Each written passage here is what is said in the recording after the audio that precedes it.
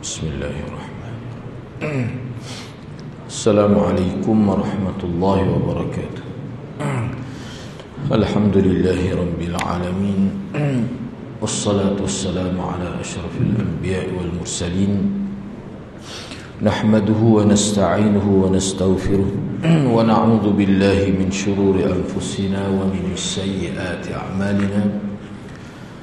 من يهده الله فلا مضل له ومن يضلل فلا هادي له رب اشرح لي صدري ويسر لي أمري واحلل عقدة من لساني يفقهوا قولي أما بعد. Alhamdulillah, bersyukur kepada Allah Subhanahu wa taala kerana dapat bersama pada pagi ini. InsyaAllah pada pagi ini saya akan sambung kitab Talbis Iblis pada muka surat 164. Perbincangan pada pagi ini masih lagi berkait dengan perangkap iblis terhadap ahli ibadat yang melakukan amar ma'ruf nahi munkar. Jadi perbincangan kita pada pagi ini masih lagi berkait dengan bagaimana iblis menipu ataupun memerangkap orang, khususnya ahli ibadat yang melakukan amar ma'ruf nahi munkar. Jadi tajuk ini telah kita bincang minggu lepas sebahagiannya, dan insya-Allah pada pagi ini saya akan sambung perbincangan tajuk itulah. Perenggan yang kedua tu, muka surat 164 tu perenggan yang kedua. Kata Ibnul Jauzi, dia kata aku mendengar cara sebahagian orang jahil mengingkari kemungkaran, bahawa dia menyerang suatu kaum tanpa memastikan yang sedang mereka lakukan. Jadi Ibnul Jauzi kata, aku dengar ada sesetengah orang, dia ni jahil, dia ni orang jahil. Maksud dia molek, dia nak tegur seseorang, dia nak ingkari, ataupun kita kata dia nak larang seseorang melakukan perkara mungkar. Maksud dia tu adalah baik, murni maksud dia tu, bagus maksud. Tapi tindakan dia tu berlaku, kita kata, kecacatan. Orang yang melakukan kemungkaran tu dia serang, dia melakukan serangan, bukan teguran. Dia melakukan serangan dengan cara yang dia sendiri pun tidak pasti. Kalau bahasa Kelantan kita kata jenis gaduh. Nak tegur seseorang yang melakukan kemungkaran, tetapi teguran dia itu bukanlah bersifat teguran, tapi lebih pada bersikap serangan, kritikan, cercaan dan sebagainya. Aku dengar ada begitulah. Dia memukul mereka dengan pukulan yang menyakitkan. Dia memecahkan bekas-bekas bejana-bejana pada semua itu cerminan kebodohan. Seperti yang anda sebut dalam contoh sebelum ni, nak pergi sekat orang melakukan kita kata dia ni sebagai pencegah maksiat.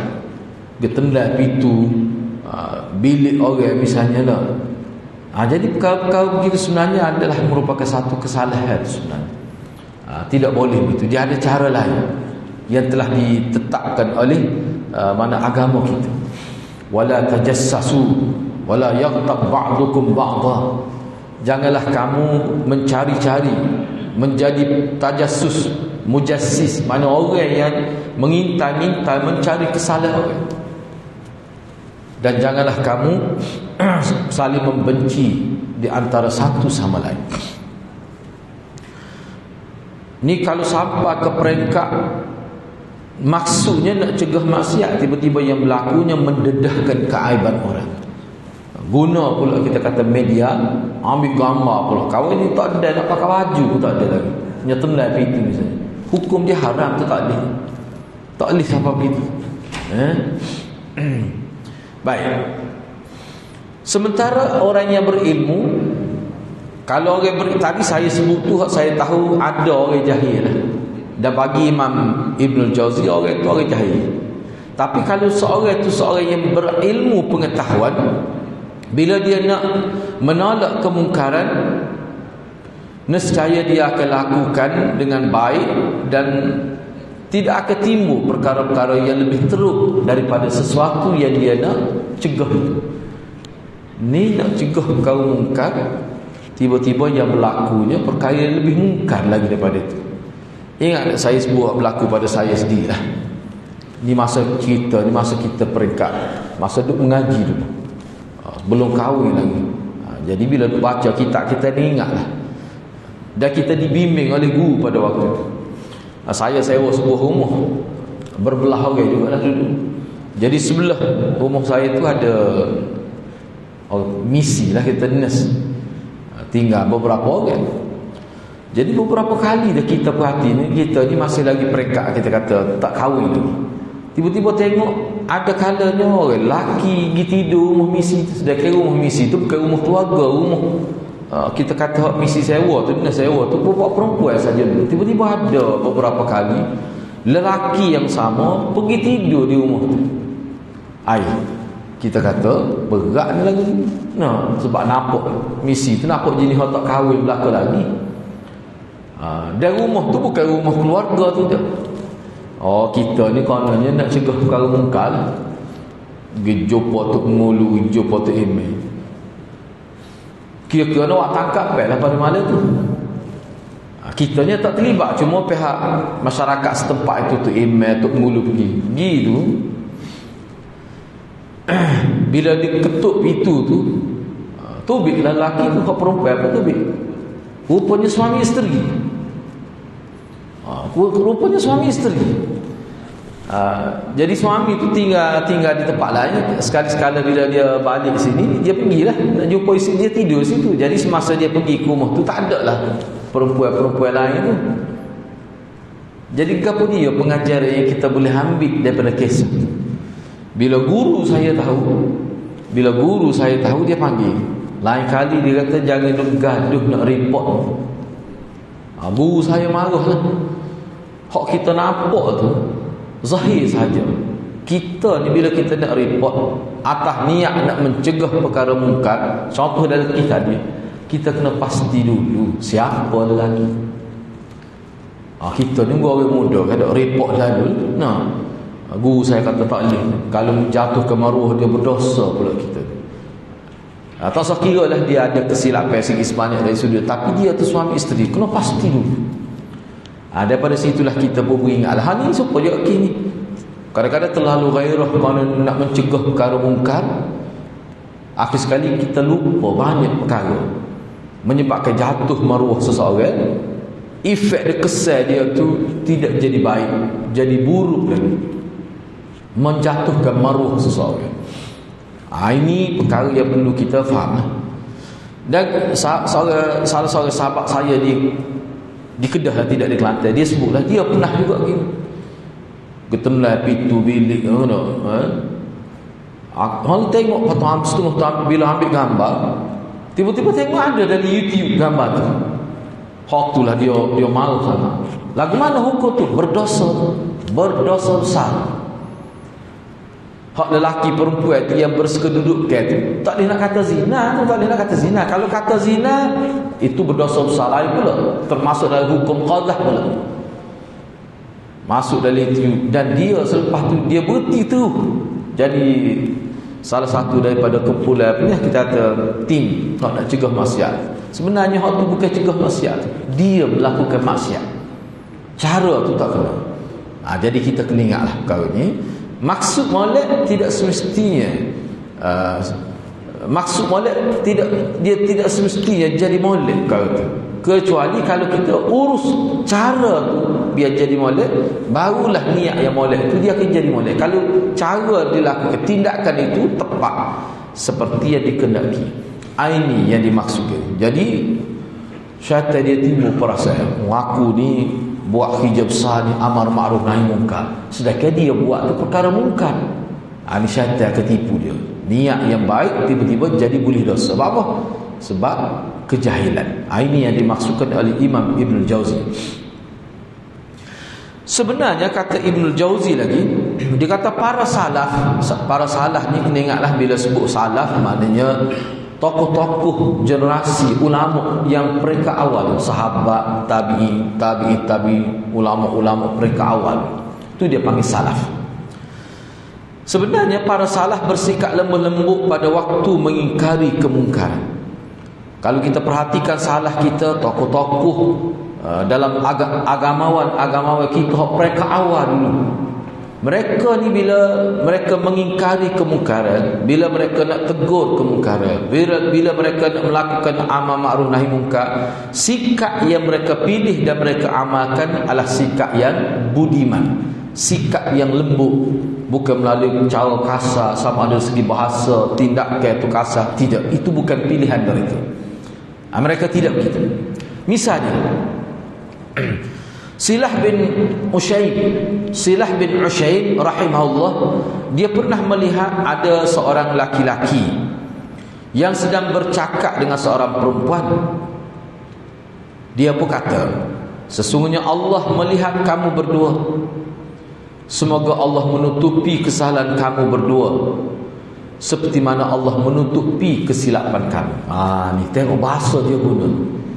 Jadi Silah bin Ushayb ni dia tengok ada seorang laki-laki itu bercakap dengan seorang perempuan, mana dalam keadaan yang tidak baiklah. Bukan di depan orang, mungkin agak tepat tu agak terpencil. Duk kecek lelaki dengan perempuan.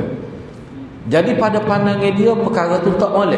Tapi cara dia teguran yang dibuat tu, cuba tengok bahasa yang dia gunakan. Dia kata kepada lelaki dan perempuan tu, dia kata sesungguhnya Allah Subhanahu Wa Taala melihat apa yang kamu sedang bualkan, apa yang sedang kamu bicarakan. Allah sedang tengok. Semoga Allah menutupi kesalahan kamu seperti Allah menutupi kesalahan kamu. Dia kata begitu. Silah bin Ushayb juga pernah melalui orang-orang yang sedang bermain-main. Tanpa segan dia menasihati mereka dengan berkata, wahai saudara, apa pendapat kamu mengenai seseorang yang hendak melakukan perjalanan jauh, namun malahnya dia tertidur sepanjang malam serta bermain-main sepanjang hari? Kapankah dia boleh menyelesaikan musafirnya? Seorang laki-laki dari mereka pun faham akan maksud perkataan tadi. Lantas dia berkata kepada teman-temannya, sesungguhnya orang ini telah mengajar kita, telah menasihati kita. Maka dia dan teman-temannya pun bertaubat. Kalau saya nak bawa contoh lebih mudah, kita kata Silah bin Ushayb ni, dia lihat ada seorang tu duk buat lah, duk main haji ke atau wakah, duk main haji ke kedai kopi, bila-bila duk buat kedai kopi. Dia pun kata, dia pun sebut, dan bahasa yang digunakan ialah bahasa berkias. Bahasa yang digunakan oleh Silah bin Ushayb ini bahasa berkias. Dia kata lagu mana nak sapa? Agak-agaknya orang yang bermusafir ni nak boleh sampai ke destinasi dia, nak boleh sampai ke tempat dia tuju lagu mana. Malam tidur tak bangun-bangun, siang hari duk main haji, sedangkan dia nak pergi jauh, nak sapa masa mana? Jadi ada di kalangan orang ramai tu beberapa orang yang sedang bermain-main tu, duk main haji ke, duk main dam, tak kira lah. Dia faham kata-kata berkias yang dikeluarkan oleh Silah. Dia kata sebenarnya orang tu nampaknya dia ajar kita tu, dia sindir kita tu. Tu. Maka orang itu pun bertaubat, tidak duk menghabiskan masa di kedai kopi, minum air secawel RM1 kopi kita kata dah. Selama mana? 2 jam. Setiap hari amal gitu. Dulu saya pernah tanya guru saya, muka kita masa tu duduk asrama 23 orang, rumah sewa, bukan asrama, rumah sewa. Kita tanya guru lagu mana. Kalau kita main apa? Main carrom. Kita main carrom, dosa apa tidak? Guru saya kata bagi dia, kita nak ilai puas, bukan judi pun, sakit sekadar main nak ilai puas, sepapel sekali main, satu round main, tak apa tu, tidak dosa dia kata. Tapi kalau sampai mereka menghabiskan masa dengan banyak setiap hari 2-3 jam sehari, kadang-kadang boleh terjejah jadual pengajian itu. Mana kalau ibu bapa boleh terjejas hubungan dia dengan isteri, nak hantar anak sekolah pun jadi lewat apa. Malam duk jaga, duk main carom, duk main haji, sampai terjejah jadual rutin harian. Kalaulah sampai ke peringkat tu, tu memang jadi dosa besar, bukan dosa kecil. Setengah orang itu jadi terbeak duduk buah kedai kopi 2-3 jam sehari. Kalau capur 2 kali sehari 2 kali boleh jadi 3 jam 4 jam setiap hari gitu. Tu boleh jadi dosa, bukan dosa kecil lagi. Dia boleh sampai tahap tu. Masa tu saya belajar kitab Minhajul Abidin, kitab tasawuf Imam Ghazali. Jadi dibincanglah bab membazir masa. Jadi kau gini kita kena ambil perhatian. Jadi kalau kita perhatikan contoh yang dikemukakan oleh Imam Ibnul Jauzi dalam kitab ni, bagaimana seorang tokoh besar Silah bin Aushi, Silah bin Musyaib tadi, dia guna bahasa ruqyah. Dia kata bila nak sampai nak pergi KL mana tidur, siang hari duk main haji. Kata bila nak sampai? Itu bahasa kiasan. Jadi orang cerdik dia boleh faham. Tak perlu kita guna bahasa kasar, tak perlu kita guna bahasa mencaci, mencerca. Orang cerdik dia boleh faham. Orang yang paling patut dan berhak diingkari dengan kelembutan adalah para penguasa. Kalau kita nak tegur pemerintah, kita nak tegur YB, nak tegur menteri besar, nak tegur menteri, nak buat teguran lah kepada pemerintah, mereka ni perlu ditegur dengan cara yang lemah lembut, bahasa yang bersifat diplomatik lah, kita kata bahasa diplomatik. Bagi mereka ni contoh Ibnul Jauzi bawa, kalau kita nak tegur pemimpin, pemerintah, ahli politik, kita boleh kata gini, contoh saja, Allah sudah memuliakan kamu, maka dari itu kamu kena kenal betul-betul mana nikmat Allah. Sesungguhnya nikmat Allah itu akan kekal berada pada orang yang bersyukur. Janganlah kamu membalas nikmat yang Allah berikan dengan melakukan maksiat. Ini contoh bahasa ni. Mana kalau kita nak tegur pemimpin, kita guna bahasa gini. Sebab pemimpin ni dia ada pengikut, dia ada kehormatan, dia orang yang mana kalau molek dia molek rakyat, kalau tak molek dia tak molek rakyat. Jadi cara kita tegur selain daripada minta doa daripada Allah, perkara yang sepatut kita buat, kita kata gini, contoh kata-kata. Dia kata YB tu boleh duduk tahap tu, boleh jadi YB, dilantik jadi YB, dilantik jadi menteri besar, siapa perkat Perdana Menteri, sultan, agung, kau boleh duduk di situ, ditampuk pemerintah itu merupakan nikmat Allah yang Allah kurniakan. Hargailah nikmat Allah tu. Janganlah nikmat yang diperoleh itu tidak disyukuri, tetapi syukurlah nikmat itu. InsyaAllah Allah SWT akan memberikan kebaikan. Pemimpin yang baik, kalau rakyat kata gitu, dia banyak perkara dah dia boleh faham. Beringat sikit, nikmat jadi pemerintah sehingga boleh jadi kita tahu tokoh masyarakat, pemimpin kepada sebuah negeri, sebuah negara, itu nikmat. Baca ayat Quran, wala in syakartum la azidannakum wala in kafartum inna adabi lasyadid. Baca pula ayat itu. Itu cara dia kata Ibnu. Jangan kita tegur pemimpin menata apa perangai lagu ni, kita kata lebih bodoh pada jin perangai. Kita guna bahasa kasar, tahu gitu aku tak undi, mati hidup kelik aku tak undi di depan tu, lembut lah tu bahasa tu. Kalau itu bukan cara agama. Bukan cara agama sepatutnya lah. Tak suruh kira lah kita kata orang yang tak cerdik, orang yang bodoh, orang gang duk subuh ke pemimpinan hari, tak usah kira orang tu. Kita kira kita, supaya teguran kita, proses kita nak kebaikan yang kita lakukan itu, kita mendapat pahala. Kita mendapat pahala, kita mendapat barakah. Kalau kita melakukan teguran yang baik, insya-Allah perubahan yang berlaku adalah perubahan yang baik. Itu yang dimaksudkan oleh Ibnu Jauzi. Jangan pula kita dia gini saja. Kalau tidak dalam kitab ni pun dalam kitab lain. Misalnya dalam kitab Ibnu Qudamah Al-Maqdisi Minhajul Qasidin misalnya, kalau kita baca dalam bab tegur pemimpin, memang boleh katakan semua ulama kata proses dia mesti melalui proses. Nak tegur yang mungkar mesti melalui kaedah yang ma'ruf. Kita nak tegur seseorang, apatah lagi dia pemimpin. Pemimpin ni dia mempunyai kehormatan lebih besar daripada kita. Kadang-kadang pemimpin ni kalau dia rasa tercabar, dia boleh bertindak di luar daripada batas yang patut. Bahaya untuk kita, bahaya untuk dia. Jadi perkara tu kena faham. Nak tegur pemimpin, dalam ni sebab saya sebut pemimpin sebab disebut secara khusus oleh Ibnu Jauzi. Nak tegur pemimpin mestilah melalui cara yang ma'ruf. Saya tak perlu buat contoh lah teguran-teguran yang tidak menepati kehendak syariat. Hati-hati tak boleh fikir sendiri cara tu macam mana.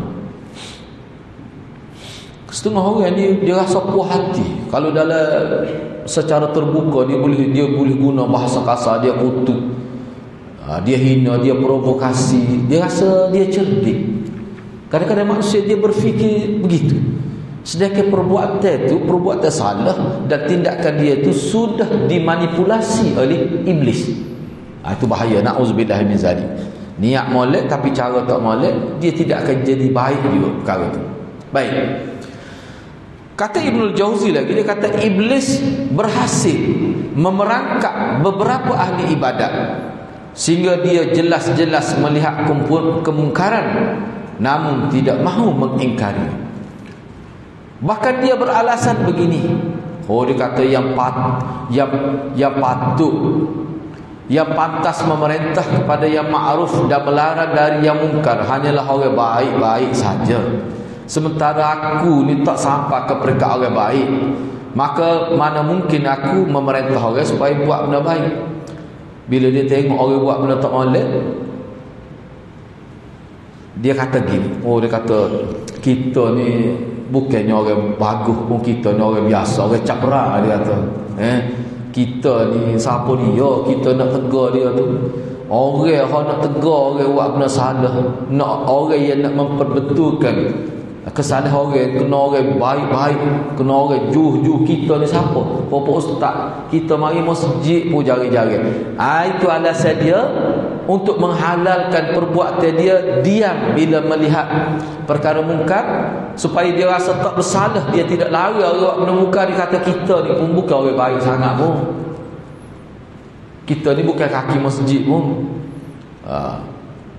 Itu dia, itu biasa alasan kita. Akhir sekali dalam keadaan dia tidak sedar, iblis telah berjaya menyekat dia daripada melakukan amar ma'ruf dan nahi munkar. Dan dia rasa alasan itu sudah cukup untuk supaya dia tidak berdosa dalam masalah.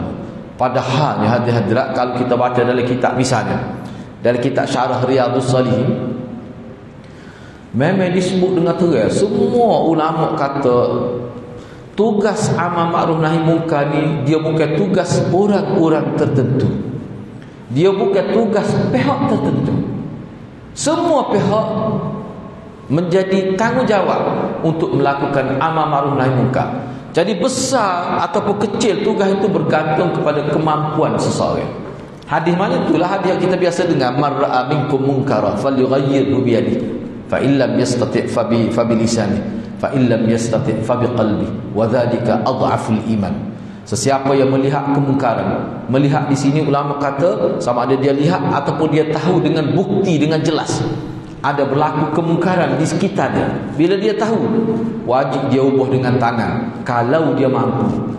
Kalau dia tak mampu, dia kena ubah dengan lidah, buat teguran, nasihat dan sebagainya. Dan kalau yang itu pun dia tak mampu, dia kena protes, timbul rasa benci dalam hati, sehingga dia tidak bagi apa-apa sokongan kepada orang yang buat perkara mungkar. Dan benci dalam hati ini selemah-lemah iman. Walaupun selemah-lemah iman, dia boleh menjadi ejen merubah. Dia boleh jadi ejen perubah. Dia boleh ubah. Sebab orang yang benci dalam hati ni, dia tidak akan bersekongkol, dia tidak akan memberikan apa-apa sokongan kepada orang yang buat perkara mungkar. Itu yang dimasukkan dalam hadis. Sikap tersebut sangatlah keliru, kata Ibnu Jauzi. Semestinya dia berani memerintahkan perkara yang ma'ruf dan mencegah dari yang mungkar, meskipun masih berbuat maksiat. Maknanya orang kalau dalam ikut agama kita, hal ni boleh kata semua ulama sebut gitu. Kalau kita ni juga tak molek, kita rasa rakun pun ngopak juga, ada ngopak juga, aku ni pun ada buat tak molek juga. Perasaan itu dia tidaklah menjadi alasan untuk kita tidak melakukan amal ma'ruf nahi munkar. Tak ada orang tak buat dosa. Semua orang buat dosa. Cuma bezanya tahap dosa tu macam mana. Tapi buat dosa, semua buat dosa. Jadi kita nak beralasan, aku ni juga ada buat dosa, aku ni juga ada buat perkara tak molek. Kita nak jadikan alasan tu untuk kita tidak tegar buat benda tak molek. Dalam agama kata tidak boleh. Alasan tu tak betul. Walaupun kita ni ada buat silap juga, tetap kita kena tegar. Dia tidak gugur tanggungjawab itu. Itu yang dimasukkan. Bahkan jika dia mengingkari kemungkaran dalam kondisi bersih dari kemungkaran, maka pengingkaran dia itu lebih berkurang. Tetapi betul lah, kalau seseorang itu dia tegur orang buat benda salah dan dia tu tak buat benda salah, benda tu lah dia ni seorang yang baik, seorang yang dikenali sebagai seorang yang ma'ruf, dan dia tegur orang buat salah, memang hak tu terbaik, hak tu modelnya. Tu bahkan dalam kitab saya tengok, saya rujuk dalam amal ma'ruf nahi munkar. Kalau kita contoh, saya ambil contoh, kalau seseorang tu minum arak, dia orang Islam. Bila seorang tu dia tu minum arak, dia tu peminum lah. Bila dia tengok orang minum arak, lagu mana tu? Dia minum arak juga. Bila dia tengok orang minum arak, mengikut ulama kita, tetap wajib dia tegur, dia kena tegur itu. Dia kata awak tu berdosa, tahu minum arak tu. Ya awak minum, tu saya minum, dosa juga. Ulama kita ayatnya tidak gugur tanggungjawab tu. Cuma kesal tu setara mana, itu hal lain. Mana kalau awak ni buat salah, kalau kesalahan yang sama, awak tetap kena tegur orang buat kesalahan yang sama. Tidak gugur tanggungjawab itu. Tidaklah kata bila kita ni jadi kaki mengumpat, kita tak boleh tegur orang mengumpat. Tak, kena tegur juga. Lepas tu kesal dia kurang, itu hal lain. Tanggungjawab memanglah dalam sini pun dia sebut, betul lah.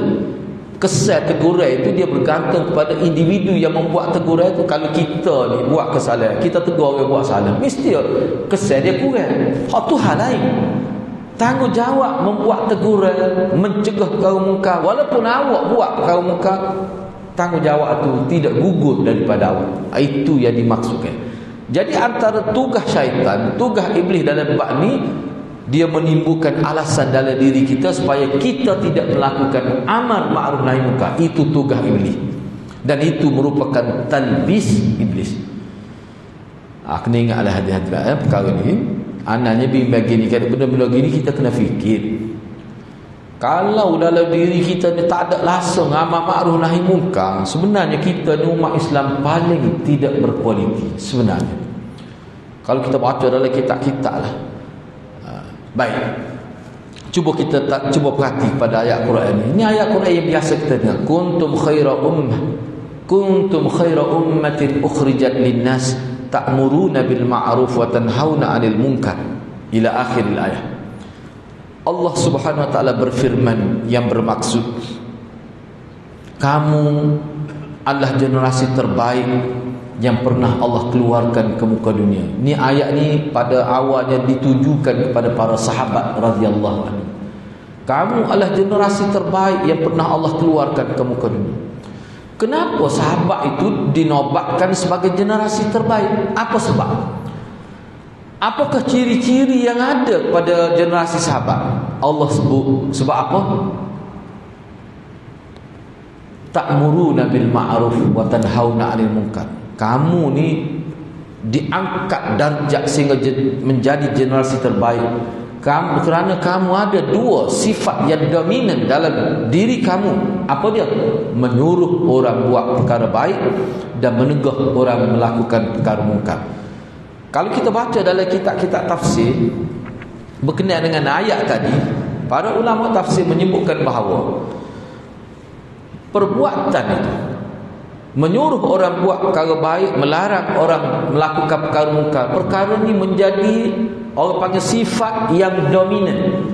Mana sifat yang besar di kalangan sahabat. Sahabat ni kalau dia tengok seseorang melakukan perkara mungkar, dia tidak akan biarkan, dia akan buat teguran dalam keadaan macam mana.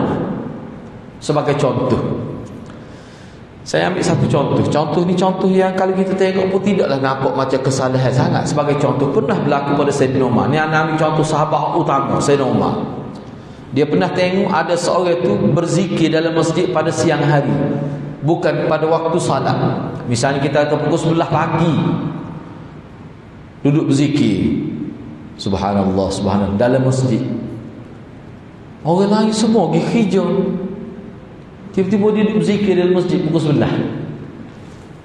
Sayyidina Umar kata, keluar daripada masjid. Mu nak berzikir belah kerja boleh, mu kena pergi kerja, mu tak boleh duduk saja gini. Apa yang kamu tidak bekerja? Orang lain semua bekerja. Ni waktu bekerja siang hari ni. Kalau kamu nak berzikir gitu sambil bekerja, kamu boleh kata subhanallah, subhanallah. Kalau kamu tak keluar daripada masjid, pergi bekerja, aku akan lontar kamu dengan batu. Sayyidina Umar pegang batu. Apa tu? Sayyidina Umar didik masyarakat. Orang Islam ni anak sebut dalam konteks umum. Orang Islam ni haram tidak ada kerja, duduk saja.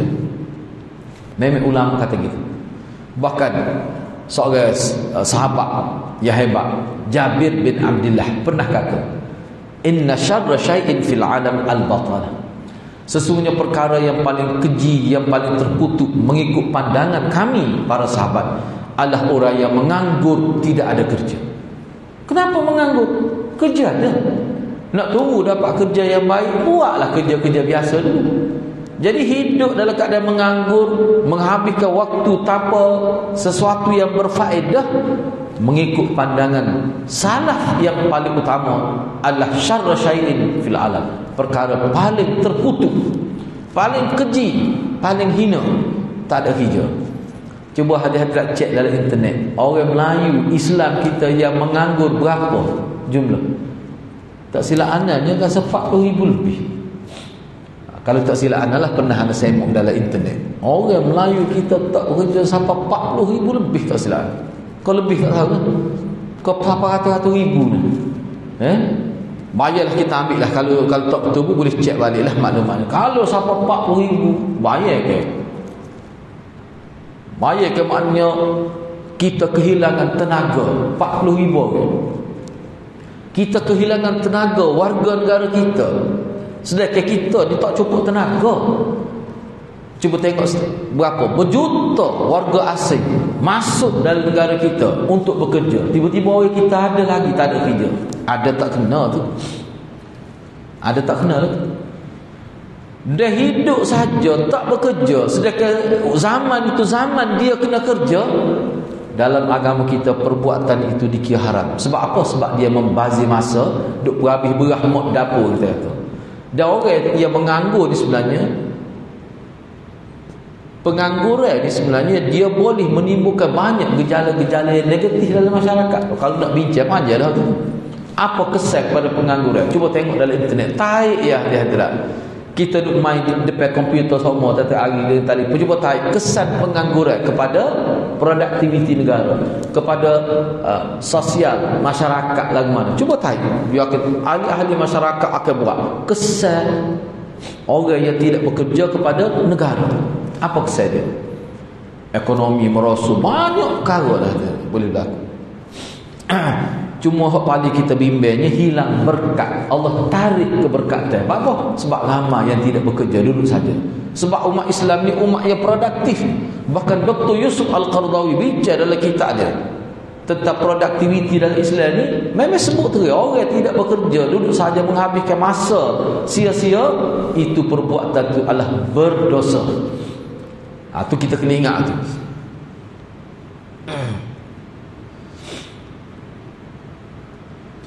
Jadi kena ingatlah, kalau kita ni orang baik, kita buat teguran terhadap orang melakukan perkara mungkar, pengaruh dia lebih baik, lebih besar, kesan dia, impak dia tu lebih besar.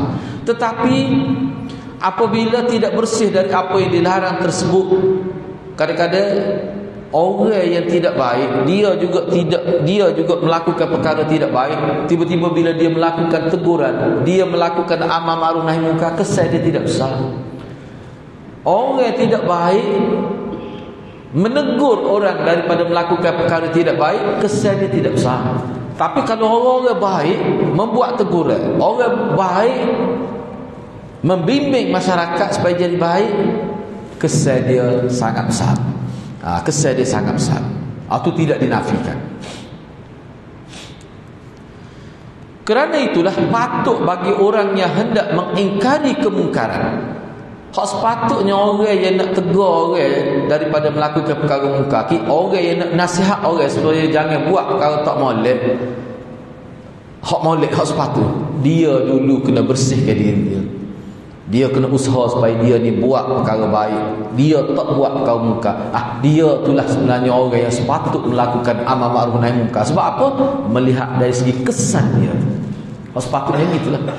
Sebab ginilah hadirat. Ana sebut satu contoh masa sekolah, dia ingat lagi. Ni cerita tingkat telimo. Ada seorang ustaz tu, ni secara umum lah. Dia anaknya dengan beberapa orang tengok dia isap rokok tepat parking kereta dalam pagar sekolah. Dia isap rokok, kita keliru isap rokok. Kita pun sipel lah maklumat tu. Dia masuk dalam kelas, dia mengepek ada pelajar isap rokok. Kita perut dia, kata ustaz ni dia malu, dia ngepek kita isap rokok lah itulah. Kita tengok dia isap rokok kebuk dekat parking kereta. Gak kita, dia menggut dekat telimo situ, kita pakat tangan, ustaz, tadi yang tengok ustaz isap rokok tepi kereta. Kita kata gitu, direct kita kata dalam kelas.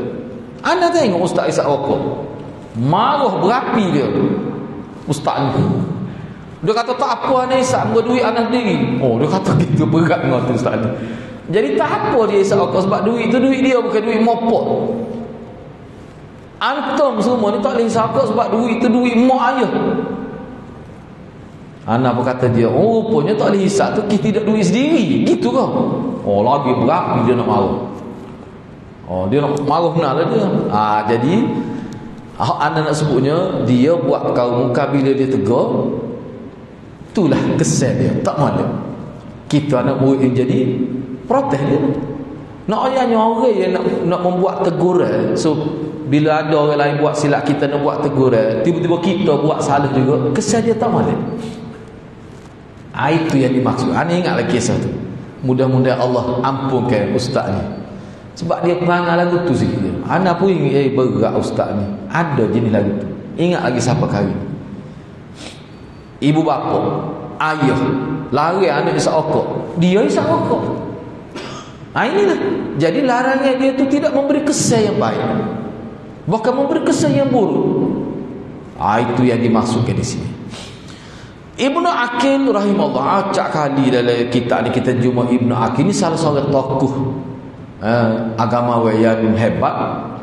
Ibnu Aqil rahimahullah dia kata pada zaman kami dulu, kami melihat Abu Bakar Al-Aqfali yang hidup di masa Al-Qaim. Di masa Al-Qaim. Masa Al-Qaim ni, kalau nak kira asal dia, sebab anak pun tak tahu apa maksud dia, tapi kalau dalam Al-Qaim, kalau dalam konteks kita, kalau kita bicara tentang Syiah, kalau Al-Qaim ni, kalimah Al-Qaim ni satu gelar kepada imam yang ke-12 Syiah, yang didakwa oleh Syiah sebagai Imam Mahdi. Dia panggil Al-Qaim. Cuma sini ada tak pasti, anak pun tak boleh nak pasti. Itu Al-Qaim asal dia. Al-Qaim ni, sebab dalam ahli sunnah ni tidak ada, kita baca kitab pun tak jumpa dia. Al-Qaim ni kalau asalnya zaman ketika Syiah berada di kemuncak, Syiah yang menguasai, Syiah dalam jumlah yang ramai, dia sentiasa sebut Al-Qaim. Kadang-kadang dia sebut pada orang yang tidak Syiah, bila Al-Qaim muncul, Al-Qaim ni Imam Mahdi lah. Al-Qaim ni maknanya Imam Mahdi. itu maksud dia. Tapi di sini apa maksud dia tak pasti. Sebab ana rujuk pun maknanya tak ada disebut. Tapi kalau al-qaim, kalau dalam konteks Syiah maknanya gelaran yang diberikan kepada Imam Mahdi al-Muntazar. Imam Mahdi yang akan lahir di akhir zaman. Dan Imam Mahdi ini Imam Mahdi dalam versi Syiah. Tak apalah. Jadi kata Ibnu Aqil rahimahullah, dia kata pada zaman kami melihat Abu Bakar Al-Aqfali, yang mana dia ni hidup di zaman Al-Qaim. Bila mana mengingkari kemungkaran, Abu Bakar Al-Aqfali bila dia nak tegur orang buat benda tak molek, dia diikuti oleh para syekh yang hanya makan dari jerit payah sendiri, seperti Abu Bakar Al-Khabbas, serta beberapa ulama yang tidak pernah makan sedekah dan tidak ternoda jiwanya kerana menerima suatu pemberian. Mereka tekun berpuasa pada siang hari, ahli ibadat pada malam hari, juga hamba yang mudah menangis. Jika ada orang yang mencampur adukkan kebaikan dengan keburukan, niscaya dia menolak hal itu. Dia akan kata, jika kita bertemu musuh dengan membawa pasukan yang masih mencampur adukkan kebaikan dengan keburukan, pastilah kita akan kalah daripada mereka. Apa dia maksud dia nak ayat sini? Sekali kita baca ni kita tak akan faham dengan molek. Dia gini maksud dia. Ibnu Aqil cerita, dia kata dulu pada zaman kami ni ada seorang tokoh nama Abu Bakar Al-Aqfali. Dia ni kesal dia. Bila dia membuat teguran terhadap apa-apa kemungkaran, dia ni diikuti oleh para syekh. Maknanya mana orang akan jadi ikut dia. Tu dia nak ayat. Orang akan ikut dia. Bila dia tegur, ramai orang sokong dia. Jadi orang-orang sokong dia tu orang baik-baik saja. Orang baik-baik saja. Hak dia nak ayat jaga apa dia?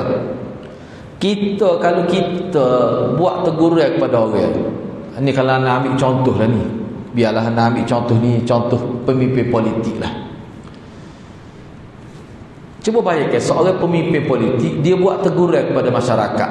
Sebagai contoh, anda buat dua contoh. Ni anda fikir dah tadi nak buat contoh lagi mana, ini sebagai contoh saja. Dia kata kita kena, dia ceramah ataupun dia nasihat rakyat, kita sebagai orang Islam ni kena berjimat cermat, dia kata. Jangan kita belanja dengan boros. Seorang pemimpin kata, orang tahu belaka dia ni jenis lagu mana. Siapa ada ni cerita benar, ni ada dia ni kerja di hotel. Dia kata wakil rakyat ni sekali dia pergi makan di hotel, dia sebutlah hotel ke apa, dia ni baik dengan anak ni. Sedih dia tu, sekali dia makan sahidaman, kalau ada beribu dia makan sekeluarga dia ni. Memang makan hebat lah. Bila dia makan satu keluarga dengan udang, makannya sampai beribu lebih, satu meja dia makan. Tiba-tiba bila dia ceramah suruh rakyat berjimat cermat. Jadi orang-orang kenal perangai dia kata kena. Dia kata macam-macam lah dia kata. Kalau anda nak guna bahasa kasar, dia guna, dia kata bahasa menatai pemimpin kata.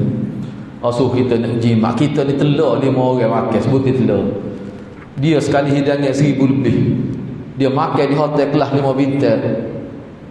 Maknanya dia tu seorang yang melampau dari segi pembaziran. Tiba-tiba dia suruh rakyat berjimat cermat.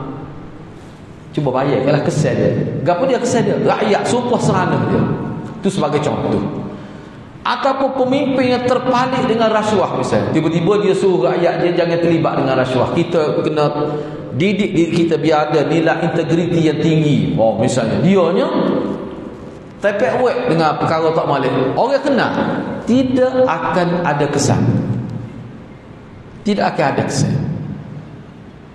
Itu yang dia maksudkan di sini. Jadi bila dia buat teguran, orang tak akan sokong dia. Sinilah.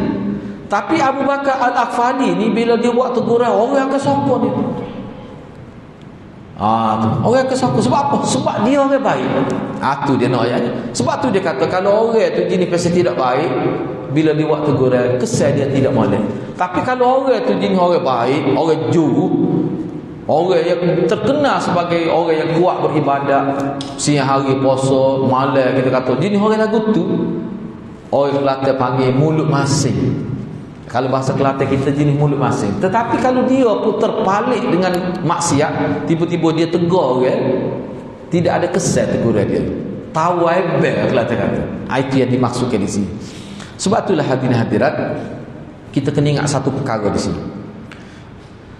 Anda nak ambil satu contoh lah. Dulu kita jumpa dah dalam kitab. Dalam kitab ni kan anda tengok. Asalnya dalam kitab ni dah mereka awal. Bukan Ibnul Jauzi, Ibnul Qayyim Al-Jauziyah. Lain tu. Ibnul Jauzi lain. Ibnul Qayyim Al-Jauziyah lain. Anda sedar dalam kitab ni juga anda tak ingat. Dia ketika dia sedang berkuliah gini, ada seorang hamba pergi jumpa dia, suruh dia buat sebut dalam kuliah dia fadilat memerdekakan hamba lah. Ibnul Qayyim Al-Jauziyah. Dia kuliah. Ada seorang hamba pergi jumpa dia, Tok Guru, tolonglah Tok Guru beri motivasi pada masyarakat, sebut kelebihan memerdekakan hamba. Sebab saya ni hamba, saya teringin benar nak merdeka seperti orang lain, nak hidup bebas, tak sila hidup sebagai hamba ni. Banyak sekata-sekata, banyak perkara saya tidak boleh nikmati kehidupan. Boleh ke? Ibnul Qayyim Al-Jauziyah kata boleh, insya-Allah. Tiba-tiba minggu depan tak sebut lagi benda tu. Minggu selagi tak sebut, ambil masa sampai 3 minggu. Lepas tu baru dia sebut orang yang membebaskan hamba boleh pahala sekian-sekian gini, baru sebut. Peliklah, ambil masa berminggu-minggu. Akhir sekali hamba dia kata, apa tu guru ambil masa lama ketemu sampai bulan, kita kata. Apa kata Ibnul Qayyim Al-Jauziyah? Ibnul Qayyim kata, aku tak pernah ada hamba. Jadi bila aku nak motivasi masyarakat supaya membebaskan hamba, kalau aku sebut dalam keadaan aku tak pernah ada pengalaman ada hamba dan tak pernah ada pengalaman membebaskan hamba, ucapan aku tu adalah ucapan yang sia-sia. Bercakap perkara yang dia tak pernah buat. Aku tak mahu bercakap sesuatu yang aku tak buat. Rupanya dalam tempoh berminggu-minggu, sebulan lah kita kata, rupanya dia kumpul duit beli hamba dulu. Bila dia kumpul duit beli hamba, bila hamba sudah jadi milik dia, dia merdekakan hamba tu.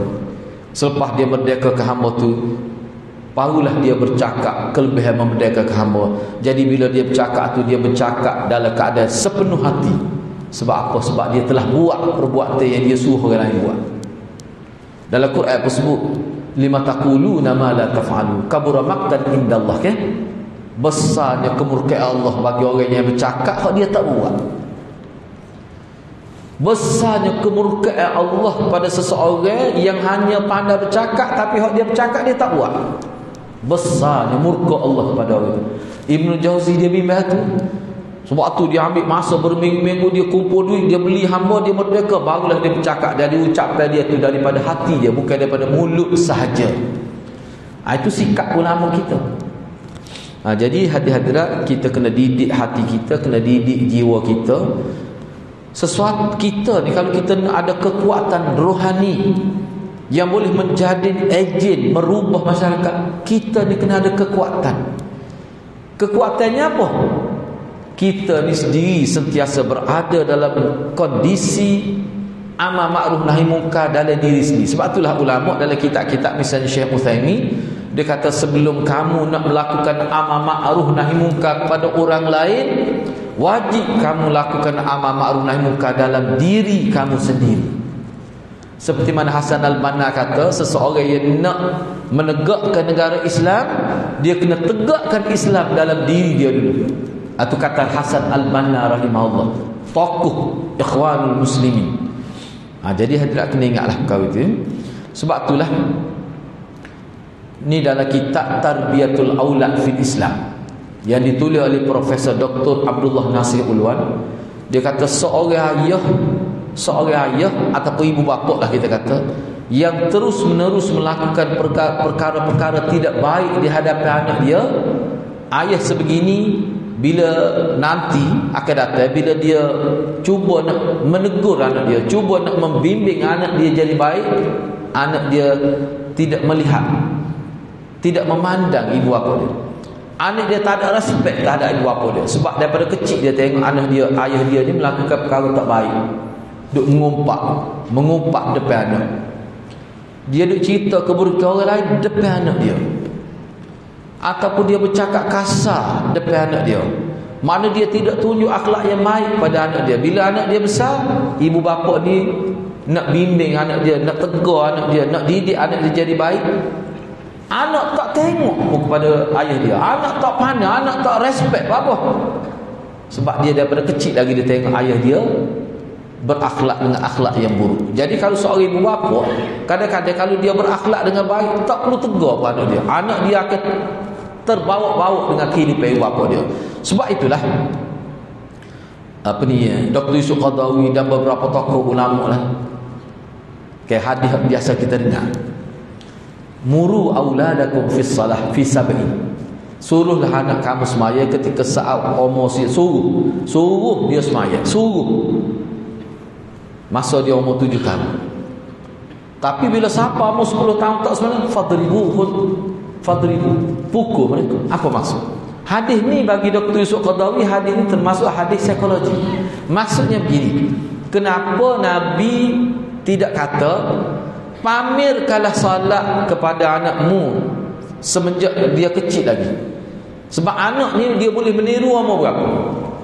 Anak ni dia boleh meniru perbuatan orang umur berapa? 2 tahun. Kita ambil 2 tahun lah. Budak umur 2 tahun dia boleh meniru dah kalau ibu bapa dia buat. Bapa Nabi tak kata pamerkan solat di hadapan anak kamu hak umur 2 tahun. Pamerkan solat kamu semaya di depan anak kamu hak kecil tu. Bapa Nabi tak kata gitu. Tapi Nabi kata suruhlah anak kamu semaya ketika umur 7 tahun. Hadis ni sebenarnya mengikut huraian ulama, ibu bapa ni bila dia pamer ke solat, mana dia pamer ke kebaikan kepada anak dia hak bawah daripada 7 tahun. Bila anak dia sampai umur 7 tahun, dia tak perlu suruh dia semaya, anak dia akan jadi semaya dengan sendiri. Tapi kalau umur 7 tahun tak terbentuk lagi anak dengan semaya, boleh jadi sebelum itu berlaku kesilapan ibu bapa, tidak tunjuk semaya depan dia, barulah ada perintah kena suruh. Ulama bincang begitu. Jadi suruh ni kalau anak tak buat, bapa anak tak buat ni sebab sebelum tu dia tak pernah tengok ayah dia semaya. Maknanya ayah dia telah gagal membentuk anak solat sebelum umur 7 tahun. Padahal pengalaman kita sendiri ni, kita semua ni, kadang-kadang anak kita pakai pampers tu dia semaya, dia tengok kita semaya, dia akan terbentuk dengan sendirinya. Tapi kalau tak terbentuk lagi, baru ada kewajipan ibu bapa suruh anak dia ketika umur 7 tahun. Sebab umur 5 tahun datang tak payah suruh, sebab tak wajib lagi. Dia berkena pakai pampers lagi. Kena suruh masa umur 7 tahun, kena suruh. Bukan bermakna situ mula diterapkan salat. Ulama psikologi faham hadis tu suruh tu apa? Sebab pada waktu tu dia sudah boleh memahami erti suruh itu. Tak okeylah kita kata Nabi tak faham. Apakah pendidikan ni bermula dengan suruh? Oh, dia bincang mahir tu sangat menariklah. Dalam konteks agama kita, kalau kita lihat keseluruhan hadis-hadis Nabi, memang dari segi psikologi agama kita, Quran ke hadis, memang ulama sebut bermulanya, orang panggil bermulanya kebaikan bukan bermula dengan suruh. Semua ulama kata dia bermula dengan mempamerkan. Kalau kita letaklah, apakah kebaikan ini dia bermula dengan suruh orang buat baik? Tidak, ulama tak kata gitu. Kebaikan ini dia bermula dengan mempamerkan kebaikan. Apa ada maksudnya? Maksudnya kalau kita nak masyarakat ni baik, kita kena pamer kebaikan. Tak payah suruh. Suruh ni bila sudah sampai tahap kedua, lama ketemu orang baik, tiba-tiba tak terbentuk lagi, baru suruh demo orang lain mari belakang masjid demo, tak mari, baru suruh. Jadi kalau suruhan dalam berbentuk kita pamerkan yang baik, itu orang panggil perintah di peringkat awal. Dia panggil lisanul. Misalnya ni yang anak sebut ni pandangan Syekh Uthaymin. Bagus dia ni. Dia kata cara yang paling baik kita nak membina masyarakat adalah kita membina arus yang baik. Tu. Bagaimana kita nak jadikan arus itu sebagai arus yang baik itu sebagai arus perdana? Bagaimana kita nak bentuk masyarakat supaya mari masjid? Kita kena kempen. Contohnya saya Hadir-hadiratnya ada. Kena kempen keluarga kita. Hari ni kita target. Hari ni aku nak dalam sebulan ni ataupun dalam setahun aku nak bawa seorang mari masjid. Perbuatan itu adalah perbuatan membina arus. Mana kita nak cari seramai mungkin orang yang boleh mari ke masjid. Perbuatan itu sebenarnya walaupun kita tidak suruh orang mari, bila ramai orang mari, jumlah yang ramai mari masjid, dia seolah-olah menjadi lisanul hal kepada mengajak orang mari ke masjid. Itulah kaedah yang paling berkesan. Itu kata-kata ulama.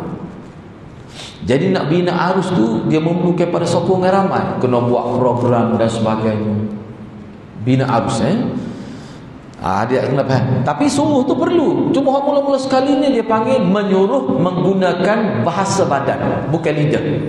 Kadang-kadang kita tak suruh orang mengumpat, kita tak kata jangan mengumpat. Kita senyap saja. Dia mengumpat kita, dia tak bagi respon. Dia nak cerita orang, kita pun dia tak kata apa. Kita senyap. Jadi dia kecek seorang. Itu hadap paling berkesan. Kadang-kadang kita nak sekat orang mengumpat. Bila kita dia, orang tu dia senyap, dia seorang kecek. Lepas tu dia malu. Dia kata tak ada, lepas tu tak mengumpat. Hak dia jadi naik angin mengumpat ni sebab kita jual. Oh ya Allah demo yak tu ya Allah. Dia kau naik angin. Kau pun rasa gitu juga. Tapi kalau kita diam dengan maksud nak supaya dia faham, kita tak suka tu mengumpat. Tu orang panggil melarang dengan menggunakan bahasa hal, bahasa keadaan, bukan bahasa lidah. Itu maksudnya. Sebab itulah hadirat perbincangan yang terakhir yang saya nak sebut pada pagi ini, kita kena bina kebaikan masyarakat ni dengan cara kita membina arus. Masing-masing kita ni nekat untuk buat benda baik dan kita kena tunjuk perkara baik. Sebab itulah dalam banyak kitab yang anda baca, kenapa dalam agama kita dilarang tunjuk perbuatan tak baik. Orang yang melakukan dosa dalam keadaan senyap-senyap, dia tidak sebesar dosa yang dilakukan secara tampak, secara terbuka. Sebab apa?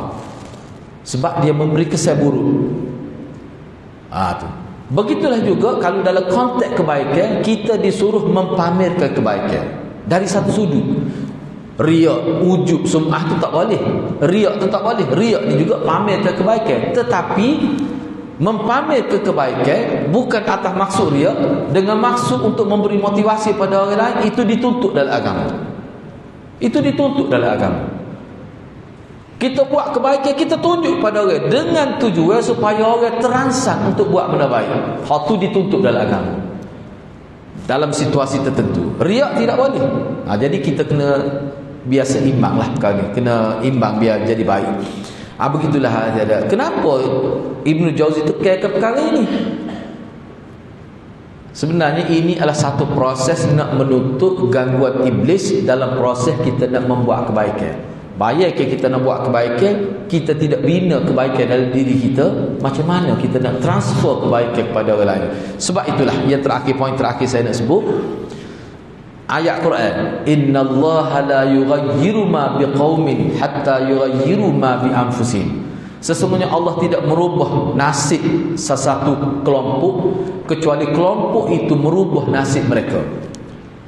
Kita kata Ibnu Khaldun, dia kata ayat ni sebenarnya mafhum dia, bila kita nak merubah seseorang, kita nak masyarakat kita baik, kita nak pemimpin kita baik, kita nak isteri kita baik, kita nak anak kita baik, maksud ayat tadi kita dulu kena ubah diri kita. Kita nak pemimpin baik, kitanya pengahuduh. Tak kena gitu. Kita nak masyarakat kita nak anak kita jadi baik, kita sebagai ayah ni tidak ubah sikap kita. Sebab itulah Ibnu Khaldun kata, termasuk dalam peraturan alam, dia panggil sunnatullah. Kebaikan yang besar akan berlaku jika ramai orang yang baik. Kebaikan yang besar akan berlaku jika ramai manusia yang ingin berubah menjadi baik. Kita nak ubah masyarakat, tiba-tiba kita tak ubah diri kita, tak mungkin akan berlaku perubahan dalam skala besar. Itu maksud ayat itu. Jadi maknanya seseorang yang merubah diri dia, pada hakikatnya dia sedang merubah masyarakat. Itu mengikut Ibnu Khaldun dalam konteks ayat tadi. Dan saya duk fikir-fikirlah hadirat. Betul lah. Sebab apa? Sebab masyarakat ni adalah komuniti. Masyarakat ni komuniti. Jadi ada masyarakat ni gabungan kita orang ni sain jadi masyarakat. Jadi kalau kita nak masyarakat berubah, kita pakat ubah diri kita sendiri. Tak usah kecek tak apa, masing-masing ubah. Kempen merubah diri. Jangan buat kempen merubah orang lain, jangan buat kempen menegur orang lain. Kempen ubah diri sendiri. Kita ubah diri kita orang ni ubah diri dia. Itu yang dimaksud sebenarnya dalam ayat tu. Gitulah hadirat. Jadi kena faham molek, seseorang yang merubah diri dia jadi baik, sebenarnya dia sedang merubah masyarakat jadi baik.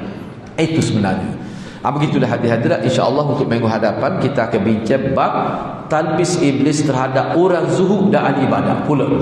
Orang yang zuhud ahli ibadat, bagaimana iblis ganggu dia. Ini kita bincang dalam sesi akan datang. Mudah-mudahan sedikit perbincangan pada pagi ini memberi kebaikan kepada kita. Mudah-mudahan Allah berkati kita semua. Aku qouli hadza wa astaghfirullahal azim li wa lakum. Wassalamualaikum warahmatullahi wabarakatuh.